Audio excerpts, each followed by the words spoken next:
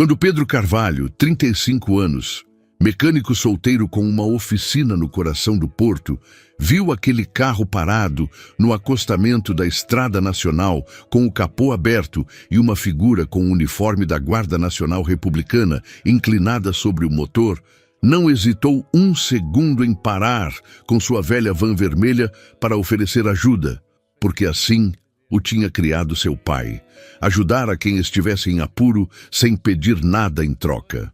Mas quando a mulher se virou para ele e seus olhares se cruzaram, Pedro sentiu que o sangue se gelava nas veias e o coração parava durante uma batida que pareceu durar uma eternidade, porque aquele rosto, aqueles olhos cor de mel, aquela pinta na bochecha esquerda, ele teria reconhecido entre 1 milhão de pessoas.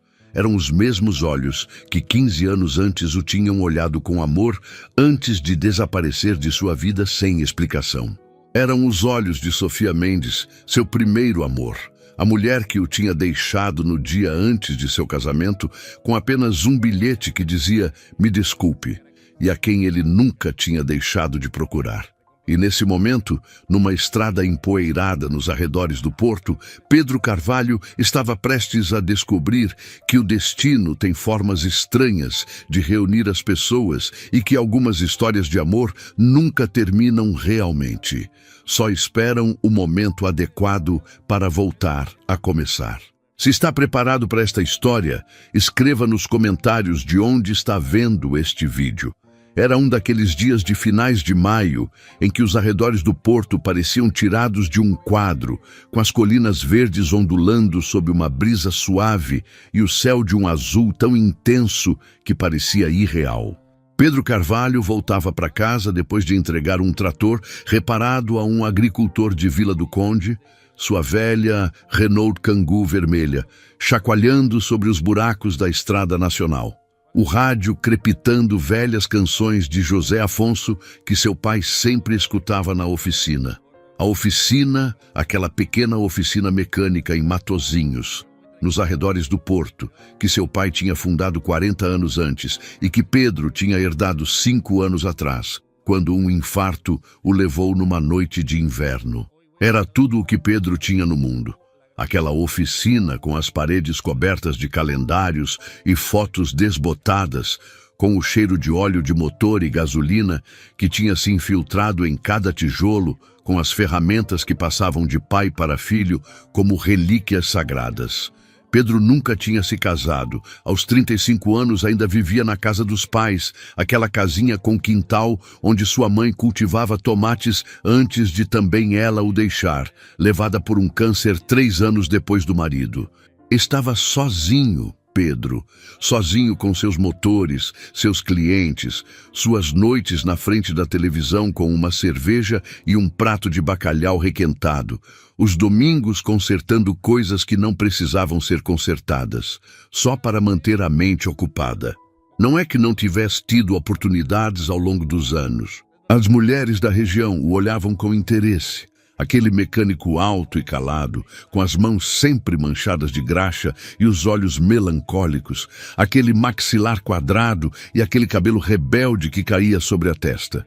A filha do padeiro tinha tentado, a viúva do farmacêutico tinha deixado claro que estava disponível, até a nova professora tinha pedido para saírem para jantar. Mas Pedro não conseguia se deixar levar, não conseguia esquecer. Cada vez que uma mulher lhe sorria, ele via outro sorriso. Cada vez que alguém pronunciava um nome de mulher, seu coração dava um pulo, esperando ouvir aquele nome. Não conseguia esquecê-la.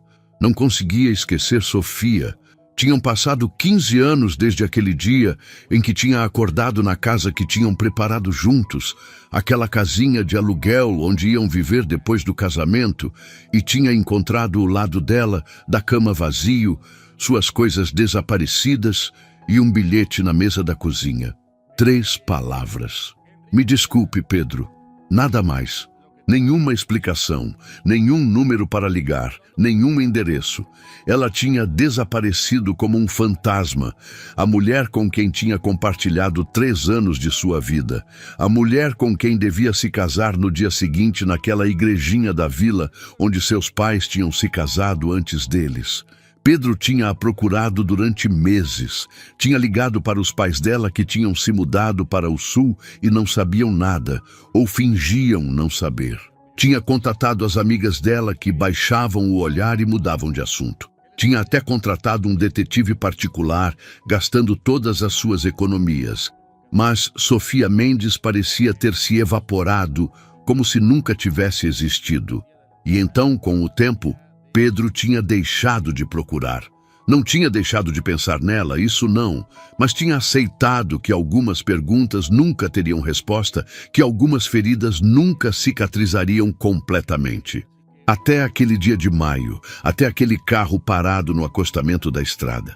Pedro viu primeiro o carro, um Seat Leon cinza com o capô levantado. Depois, a figura de uniforme inclinada sobre o motor. Usava o uniforme verde da Guarda Nacional Republicana, o cabelo escuro preso num rabo de cavalo, as mãos mexendo em algo no compartimento do motor, com a evidente inexperiência de quem nunca tinha trocado nenhum pneu. Pedro reduziu a velocidade, estacionou a van no acostamento e desceu. Era instinto, era educação. Era o que seu pai lhe tinha ensinado desde criança. Quando você vê alguém em apuros, você para e ajuda. Não importa quem seja, não importa se você está com pressa, não importa se está chovendo ou nevando, ou o sol está queimando, você para e ajuda. Aproximou-se com passo tranquilo, as mãos nos bolsos do macacão de trabalho azul que sempre usava, preparado para dizer algo como: "Posso dar uma mão?" ou "Precisa de ajuda, senhora?" Mas as palavras morreram em sua garganta.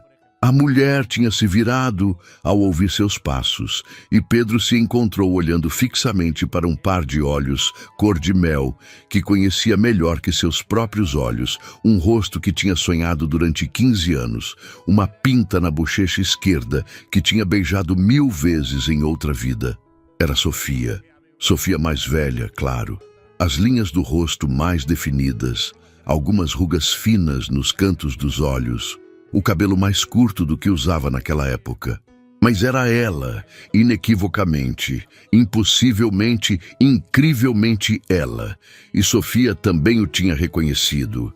Pedro viu a cor desaparecer do rosto dela. Viu suas mãos se agarrarem à borda do capô até os nós dos dedos ficarem brancos. Viu seus olhos se abrirem com uma expressão que era uma mistura de choque, terror e algo mais que ele não conseguia decifrar. Algo que se parecia demais com culpa, arrependimento, a dor de quem carrega um peso grande demais há anos. Durante um tempo que pareceu infinito, ficaram assim, 2 estátuas no acostamento de uma estrada, o zumbido dos insetos e o sussurro do vento, o único som no silêncio irreal daquele momento. O sol caía sobre eles sem piedade. O calor do fim de maio que já anunciava o verão que estava por vir, mas nenhum dos dois parecia notar, absortos demais naquele reencontro que nenhum deles tinha previsto ou imaginado. Foi Sofia quem falou primeiro. Sua voz era rouca, quase um sussurro, como se as palavras lhe custassem um esforço físico quando pronunciou seu nome. Pedro. Uma palavra. Só uma palavra. Mas naquela palavra estava tudo. Estavam 15 anos de silêncio, de perguntas sem resposta, de noites de insônia olhando para o teto se perguntando o que tinha dado errado, de lágrimas derramadas na solidão quando ninguém podia vê-lo. Estava um passado que Pedro tinha tentado enterrar sob camadas de trabalho, de rotina, de dias que se pareciam todos uns com os outros e que agora explodia na frente dele com a força de um soco no estômago. Pedro não respondeu. Não conseguia falar. A raiva, a dor, a confusão, tudo se misturava dentro dele num turbilhão que lhe tirava o fôlego. Queria gritar com ela, perguntar por que o tinha deixado assim, por que tinha destruído tudo o que tinham construído juntos. mas ao mesmo tempo queria tomá-la nos braços, dizer que não importava, que tinha a procurado durante tanto tempo, que nunca tinha deixado de amá-la. Mas não fez nada disso. Ficou ali, imóvel, olhando fixamente para ela, como se olha uma miragem no deserto. Foi o barulho de uma buzina que quebrou o feitiço. Um trator passou ao lado deles, o agricultor acenando com um gesto de mão, e Pedro se sacudiu como de um letargo. Aproximou-se do capô do carro, mais por ter algo para fazer do que por interesse real no motor. Suas mãos, aquelas mãos que tinham consertado milhares de motores, encontraram automaticamente o problema. Uma mangueira do radiador que tinha se soltado, fazendo o motor superaquecer. Um conserto simples, questão de minutos, mas Pedro não tinha pressa.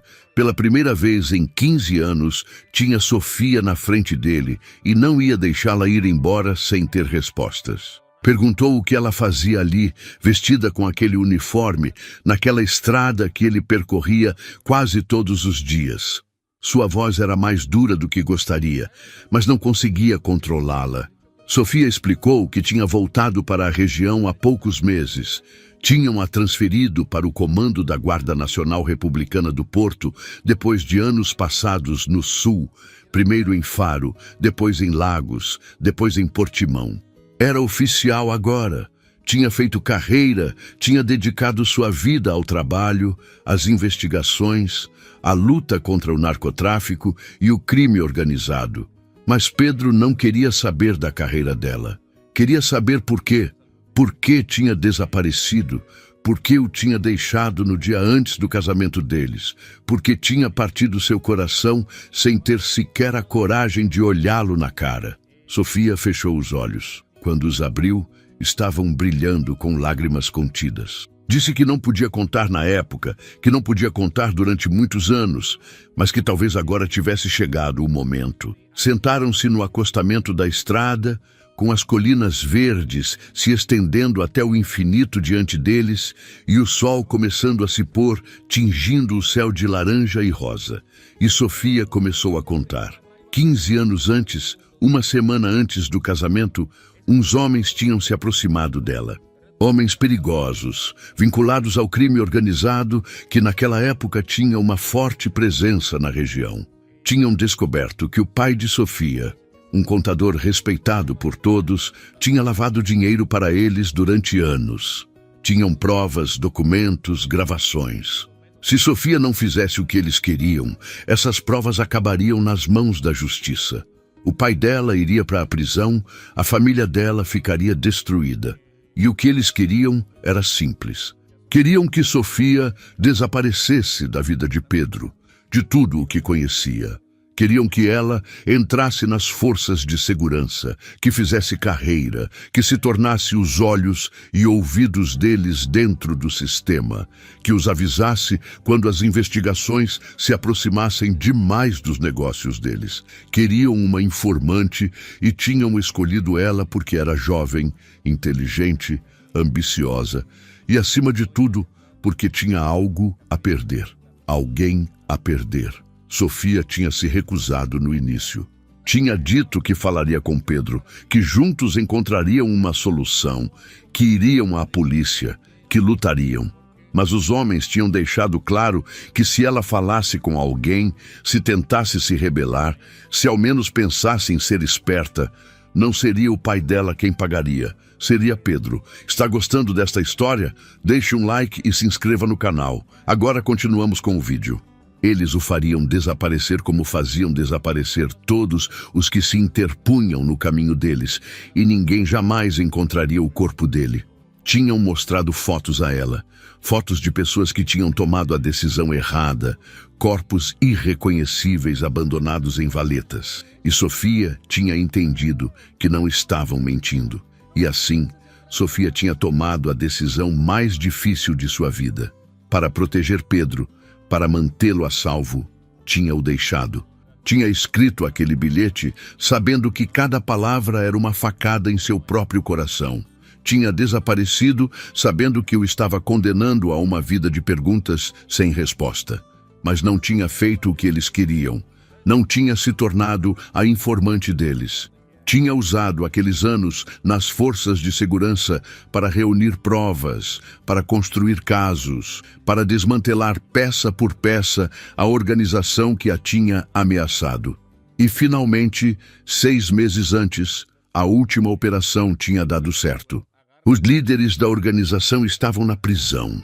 As provas contra o pai dela tinham sido adquiridas pela promotoria, mas ele tinha morrido 2 anos antes, levando seus segredos para o túmulo. Sofia era livre. Pela primeira vez em 15 anos, era verdadeiramente livre. Pedro escutou em silêncio, os punhos cerrados, o coração batendo tão forte que parecia um tambor nos ouvidos. Quando Sofia terminou de falar, não sabia o que sentir. Havia raiva, sim, muita raiva, porque ela tinha decidido pelos dois, porque não lhe tinha dado a chance de escolher, de lutar, de protegê-la como deveria ter feito, como teria feito sem hesitar nenhum segundo se ela tivesse permitido. Havia dor por todos aqueles anos perdidos, por todas as noites em que tinha olhado para o teto se perguntando o que tinha feito de errado, por todos os momentos em que tinha se culpado, pensando que não tinha sido suficiente, que não tinha sido bom o bastante para ela. Havia confusão, porque a história que Sofia tinha contado parecia tirada de um filme daqueles que passam aos domingos à tarde, não da realidade da tranquila região do Porto, onde a coisa mais emocionante que acontecia era a festa da vila em agosto. Mas também havia algo mais, algo que se parecia terrivelmente com alívio, como quando você carrega um peso por anos e de repente alguém ajuda você a soltá-lo, porque finalmente sabia, finalmente entendia. Sofia não o tinha deixado porque não o amava. Não o tinha deixado porque tinha encontrado outro. Não o tinha deixado porque ele não era suficiente. Tinha-o deixado porque o amava demais. Tinha-o deixado para salvá-lo, sacrificando sua própria felicidade, seu próprio futuro, seus próprios sonhos pela segurança dele. Pedro se levantou, caminhou de um lado para o outro pelo acostamento da estrada, tentando colocar ordem em seus pensamentos. Sofia o observava com aqueles olhos que ele tinha sonhado durante 15 anos, esperando um veredito que podia significar tudo ou nada. No fim, Pedro parou na frente dela. Disse que precisava de tempo, que não podia simplesmente perdoá-la e fazer como se nada tivesse acontecido. 15 anos eram muitos, eram uma vida. Ele tinha mudado, ela tinha mudado, o mundo ao redor deles tinha mudado. Mas também disse que não queria que ela desaparecesse de novo, que agora que sabia a verdade, precisava processá-la, entender o que significava para ele, para eles, se é que algum dia voltaria a haver um eles. Pediu que ela lhe desse tempo. Só isso. Sofia assentiu, os olhos cheios de lágrimas que desta vez não conseguiu conter. Disse que esperaria, que tinha esperado 15 anos para ter essa conversa e podia esperar mais. Deu a ele seu número, o endereço do apartamento dela no Porto, todas as formas de contatá-la. E então, com um gesto que pareceu instintivo, ela pegou a mão dele. Foi como tocar um fio elétrico. Pedro sentiu uma descarga atravessar todo o corpo. Uma onda de emoções tão intensa que lhe tirou o fôlego. Naquele momento entendeu que, apesar de tudo, apesar dos anos, e da dor e da raiva, nunca tinha deixado de amá-la. Mas não disse isso. Ainda não. Limitou-se a apertar a mão dela por um segundo, depois a soltou. Voltou ao motor do carro, reconectou a mangueira do radiador, encheu o reservatório de líquido refrigerante com o que sempre levava na van para emergências. O carro estava pronto para ligar. Sofia agradeceu, a voz ainda trêmula. Pedro assentiu sem falar. Viu-a subir no carro, ligar o motor, dar a volta e se afastar pela estrada nacional até se tornar um ponto no horizonte. Só então se permitiu chorar. Passaram 3 semanas. 3 semanas em que Pedro não fez outra coisa senão trabalhar, pensar e adiar aquela ligação que sabia que tinha que fazer. O número de Sofia estava guardado no telefone dele. Olhava para ele toda noite antes de dormir. mas cada vez encontrava uma desculpa para não ligar. Foi seu primo Rui quem lhe deu o empurrão que precisava. Rui era o único a quem Pedro tinha contado tudo, o único com quem se desabafava desde que eram crianças. Veio à oficina num sábado à tarde, sentou numa velha cadeira desvencilhada e disse a Pedro o que pensava sem rodeios. Disse que ele era idiota, que tinha passado 15 anos procurando respostas e agora que as tinha encontrado estava deixando o medo impedi-lo de viver. Disse que ninguém tinha a garantia de que as coisas dariam certo, mas que não tentar era a única forma garantida de fracassar. Disse que a vida era curta demais para ter arrependimentos. Pedro escutou em silêncio, limpando um carburador que não precisava ser limpo. Sabia que Rui tinha razão. Sabia desde o momento em que Sofia tinha se afastado por aquela estrada nacional. Mas ouvir isso dito em voz alta por outra pessoa, finalmente lhe deu a coragem de agir. Naquela mesma noite, depois de fechar a oficina, Pedro tomou banho, vestiu a roupa menos manchada de óleo que tinha e subiu na van. O porto estava a meia hora de distância. Conhecia o endereço. Não tinha ligado para avisar. Não queria se dar tempo de mudar de ideia. Quando chegou ao prédio onde Sofia vivia, o coração batia tão forte que pensou que ia ter um ataque de pânico. Subiu as escadas até o terceiro andar, parou na frente da porta com o nome Mendes na campainha e ficou ali 5 minutos longos com a mão levantada, mas incapaz de tocar. Foi Sofia quem abriu a porta. Tinha-o visto da janela. Tinha reconhecido a van vermelha dele. E agora estava ali de calça jeans e camiseta, o cabelo solto sobre os ombros, tão diferente da mulher de uniforme que tinha visto na estrada, e tão parecida com a garota de quem tinha se apaixonado 15 anos antes. Olharam-se por um momento que pareceu durar uma eternidade. Então Pedro fez a única coisa que fazia sentido fazer: beijou-a. 1 ano depois, Pedro Carvalho estava terminando de pendurar um quadro no quarto da casa que tinham comprado juntos, ele e Sofia. Uma casinha com jardim não muito longe de Matozinhos, perto o suficiente da oficina para que Pedro pudesse ir andando, perto o suficiente do porto para que Sofia não tivesse um trajeto impossível. Tinha sido um ano intenso, cheio de conversas difíceis, de lágrimas, de raiva que de vez em quando subia à superfície como uma dor antiga nunca totalmente curada, de noites em que um dos dois acordava com pesadelos do passado e o outro o abraçava até o sol nascer. Mas também tinha sido um ano cheio de redescoberta, de momentos roubados, de jantares preparados juntos na pequena cozinha do apartamento de Sofia, de cafés da manhã na cama aos domingos pela manhã, de passeios pelas colinas ao entardecer de mãos dadas, como 2 adolescentes, de noites passadas conversando até o amanhecer, tentando recuperar 15 anos de vida vivida separadamente. Sofia tinha mudado de trabalho. Tinha deixado a Guarda Nacional Republicana, cansada de uma vida feita de perigos e sacrifícios, de turnos intermináveis e operações que a mantinham longe de casa durante semanas. Tinha encontrado um posto como consultora de segurança numa empresa de Braga. Ganhava menos, trabalhava mais horas no escritório, mas pela primeira vez em 15 anos, voltava para casa toda noite com um sorriso no rosto em vez do peso do mundo nos ombros. E Pedro tinha descoberto que podia voltar a amar. Melhor dizendo, tinha descoberto que nunca tinha deixado de amar. Simplesmente tinha guardado aquele sentimento numa gaveta trancada, convencido de que nunca mais teria ocasião de tirá-lo. E em vez disso, estava ali, mais forte que antes, mais maduro, mais consciente. A cerimônia aconteceu naquela mesma igrejinha da vila, onde deviam ter se casado 15 anos antes. Uma igrejinha românica com muros de pedra desgastada pelo tempo e uma torre sineira que se via de quilômetros de distância, cercada de colinas verdes e vinhedos que no outono se tingiam de vermelho e dourado.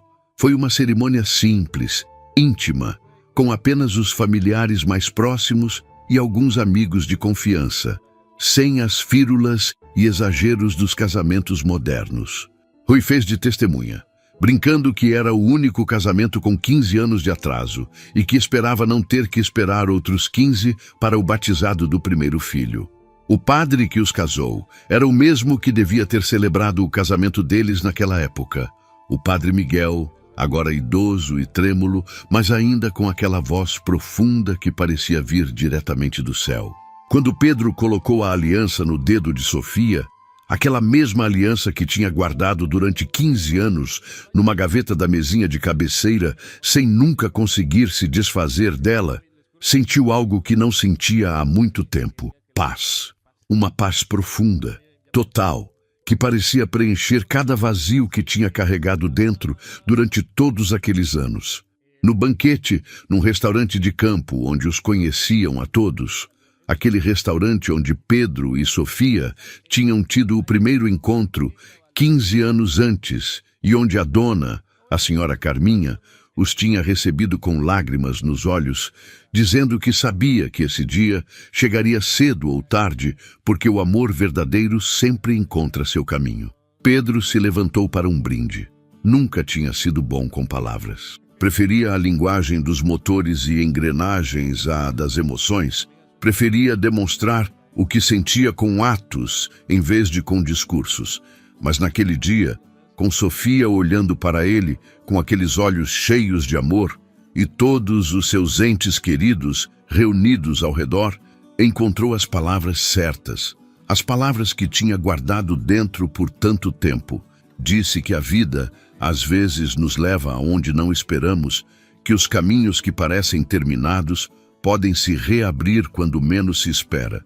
Disse que ele e Sofia tinham perdido 15 anos, mas que de alguma forma aqueles anos os tinham transformado nas pessoas que eram hoje, pessoas que finalmente estavam preparadas uma para a outra, pessoas que tinham aprendido o que realmente importa na vida, à base de perder tudo e voltar a encontrar. E enquanto levantava a taça, enquanto os aplausos enchiam a sala e Sofia o olhava com aqueles olhos cor-de-mel que tinha sonhado durante tanto tempo, Pedro entendeu uma coisa. Aquela parada na estrada nacional, aquele momento em que tinha visto um carro quebrado e tinha decidido parar para ajudar como seu pai lhe tinha ensinado, não tinha sido apenas sorte ou acaso. Era o destino finalmente cumprindo uma promessa feita 15 anos antes. A promessa de que cedo ou tarde voltaria a encontrar a mulher que amava. E tinha feito isso de uma forma tão improvável, tão cinematográfica, tão absurdamente romântica, que ninguém acreditaria se ele contasse. Uma pane numa estrada perdida nos arredores do porto. Uma mulher de uniforme que se revelou ser o amor de sua vida. Um segundo encontro depois de 15 anos de silêncio. Parecia roteiro de filme, mas era a vida dele, a história dele, a segunda chance dele. Mas a Pedro não importava se acreditavam ou não. Tinha Sofia ao lado dele, com aquele vestido branco que a fazia parecer um anjo, com aquele sorriso que tinha iluminado seus sonhos durante 15 anos. Tinha uma vida pela frente, uma vida cheia de possibilidades. De manhãs, acordando ao lado dela, de tardes trabalhando na oficina, sabendo que ela o esperava em casa, de noites conversando até adormecerem com as mãos entrelaçadas. E pela primeira vez, desde que tinha encontrado aquele bilhete na mesa da cozinha 15 anos antes, sentia que o futuro era algo para esperar com alegria, não com medo, porque algumas histórias de amor nunca terminam realmente. Só esperam o momento adequado para voltar a começar. Se esta história lembrou você de que o amor verdadeiro sabe esperar e que às vezes as segundas chances são as mais bonitas, deixe uma marca da sua passagem com um coração. E se você quer apoiar quem conta histórias que fazem o coração bater, pode fazer isso com um muitíssimo obrigado através da função super obrigado aqui embaixo. Cada gesto conta. ¡Qué milagro, hermano! A ver.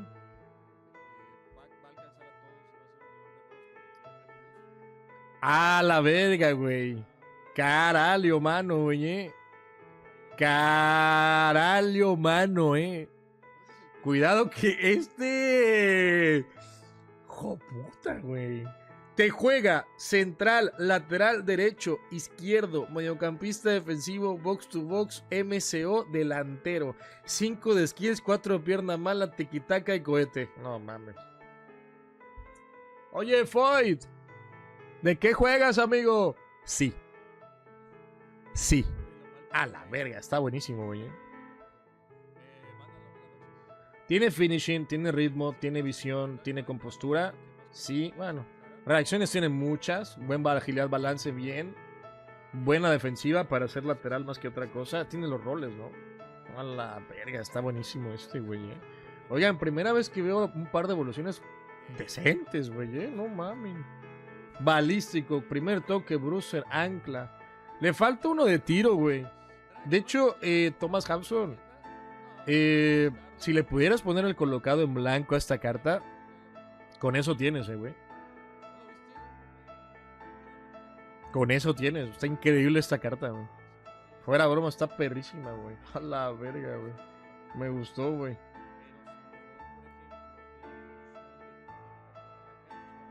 Vaya, güey. Vaya, vaya.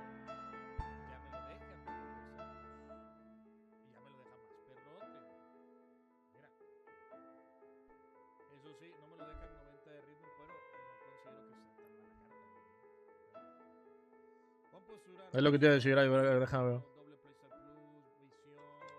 Wey, ¿por qué ese print? ¿Qué pedo?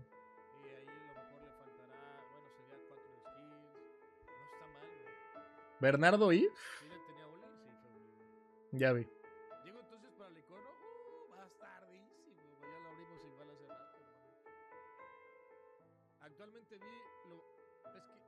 Es que es lo que actualmente vi mejor. A ver, prefería Mapache Dorado que Tiquitaca, pero es lo que hay. Pero tú defiendes manual. O sea, igual creo que no va a haber tanta diferencia, güey. O sea, oye, fuera broma, este me está gustando, güey. O sea, creo que ya lo habíamos visto, güey, porque también entraba, creo que el Capitanes. Ah, pero acá... O sea, ajá, me da todas las pinches combinaciones, güey. Supongo que queda más o menos parecido a esto, güey. Sí, es que acá lo malo, no creo que hayas hecho toda esta cadena, güey, ¿sabes? No sé si se puede ver directo. Lo malo. Pero bueno, a ver, para Box to Box yo quiero creer que queda bien. Por la combinación de playstyle, de hecho. A mí me gusta mucho ese par de combinaciones, güey. Banco.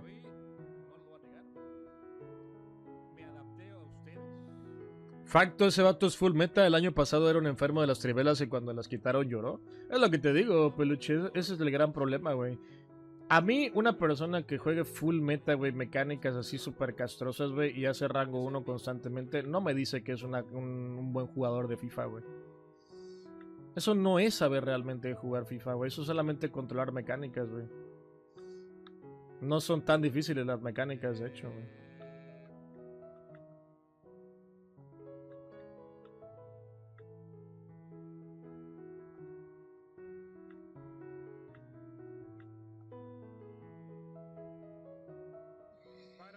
Buena carta, insisto, amigo. O sea, es que tendríamos que ver qué combinación realmente tiene, pero me gusta a priori, güey. Así a priori confiaría yo en que queda bien. Porque, por ejemplo, no la puedo ver yo así nada más directo, güey. Con el colocado ya es un gran... ¿Sabes? Mira, te recomendaría que revises si en el apartado de evoluciones tienes el playstyle que se llama tiro colocado en blanco, ¿ok? Está en el evoluciones, recompensas y debe estar como por hasta abajo.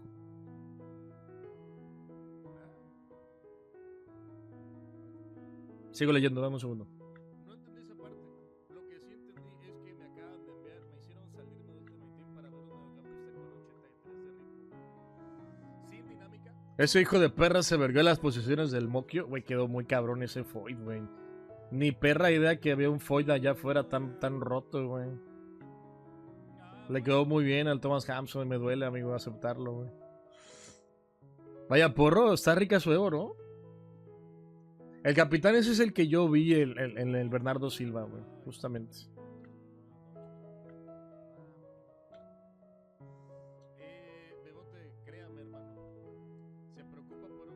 Ahí mandé Evo plantillas. Ahorita la vemos. Ahorita la vemos.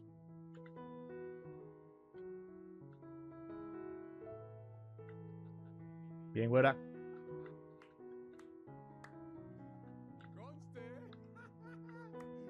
Dinero fácil. Vaya haciendo como que perdió Cruz Azul y se desaparece. Ándale, vaya. Ay, güey. Qué dinero tan fácil, hermano. A veces la vida está. ¿Cómo crees que digne, cabrón?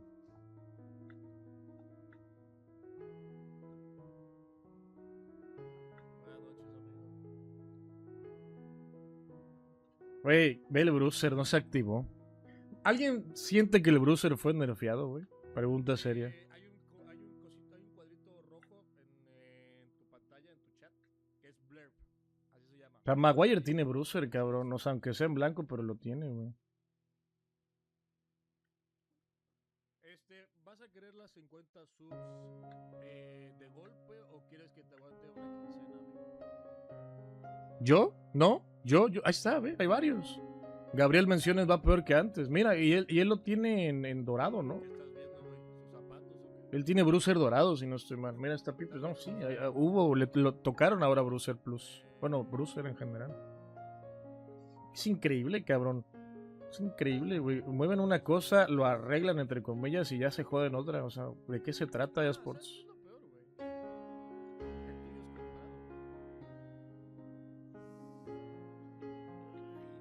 comprado.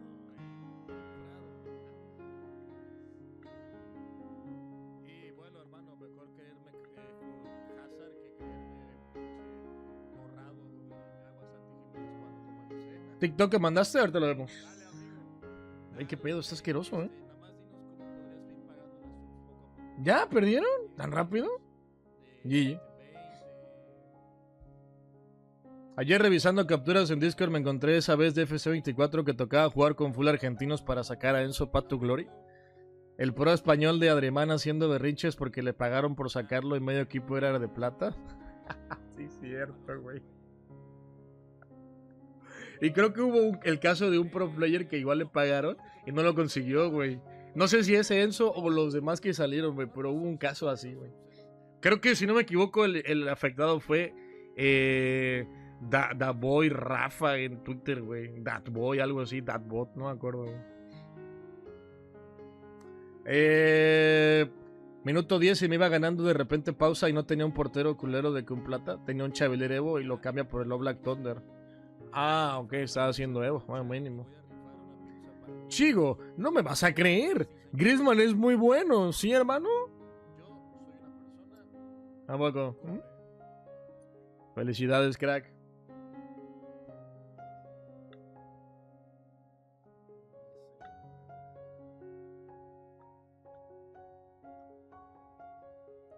Es el día del amor y la amistad, güey. No voy a caer en provocaciones, güey. Ya, basta. Hermano, literalmente. Señor Cubaniro, gracias por la sub, hermano. Buenas noches, ¿cómo se encuentra usted el día de hoy? Me imagino que contento, ¿no? Después de meter 4 goles. ¿Diría usted que meter 4 goles es bonito, amigo? Sí, ¿no? Meter, no recibir. Saludos.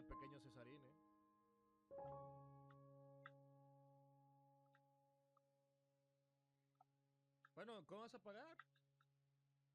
Porque claramente Venga, Chino Huerta. Chaquito Jiménez MC no supera a mi Chino Huerta, güey.